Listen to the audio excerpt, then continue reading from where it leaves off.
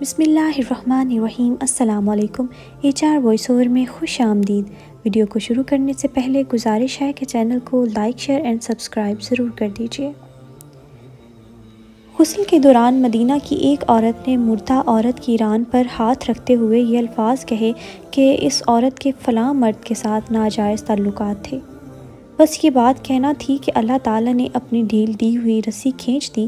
اس عورت کا انتقال مدینہ کی ایک بستی میں ہوا تھا۔ غسل کے دوران جو ہی غسل دینے والی عورت نے مندرجہ بالا الفاظ کہے تو اس کا ہاتھ میت کی ران کے ساتھ چپک گیا۔ چپکنے کی قوت اس قدر تھی کہ وہ عورت اپنا ہاتھ کھینچتی تو میت گھسیٹتی تھی مگر ہاتھ نہ چھوٹتا تھا۔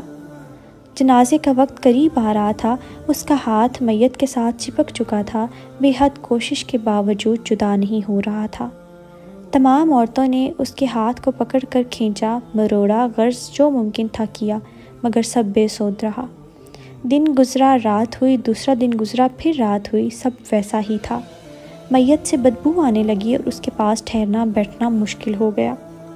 مولوی صاحبان، قاری صاحبان اور تمام اسلامی طبقے سے مشاورت کے بعد طے ہوا کہ غسال عورت کا ہاتھ کاٹ کر جدا کیا جائے اور میت کو اس کے ہاتھ سمیت دفنا دیا جائے۔ مگر اس فیصلے کو غسال عورت اور اس کے خاندان نے یہ کہہ کر رد کر دیا کہ ہم اپنے خاندان کی عورت کو معذور نہیں کر سکتے، لہٰذا ہمیں یہ فیصلہ قبول نہیں۔ دوسری صورت یہ بتائی گئی کہ میت کے جسم کا وہ حصہ کاٹ دیا جائے اور ہاتھ کو آزاد کر کے میت دفنا دی جائے، مگر بے سود۔ اس بار میت کے خاندان نے اعتراض اٹھایا کہ ہم اپنی میت کی یہ توہین کرنے سے بہرحال قاصر ہیں۔ اس دور میں امام مالک قاضی تھے۔ بات امام مالک تک پہنچائی گئی کہ اس کیس کا فیصلہ کیا کیا جائے۔ امام مالک اس گھر پہنچے اور صورتحال بھانپ کر غسال عورت سے سوال کیا، اے عورت، کیا تم نے غسل کے دوران اس میت کے بارے میں کوئی بات کہی؟ غسال عورت نے سارا قصہ امام مالک کو سنایا اور بتایا کہ اس نے غسل کے دوران باقی عورتوں کو کہا کہ اس عورت کے فلاں مرد کے ساتھ ناجائز تعلقات تھے۔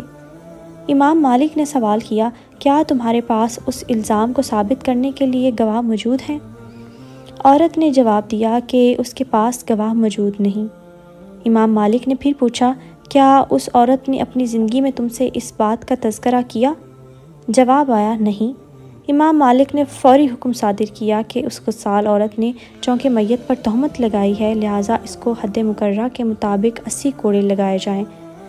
حکم کی تعمیل کی گئی اور 70 بھی نہیں، 75 بھی نہیں، 89 بھی نہیں، پورے 80 کوڑے مارنے کے بعد اس عورت کا ہاتھ میت سے الگ ہو گیا۔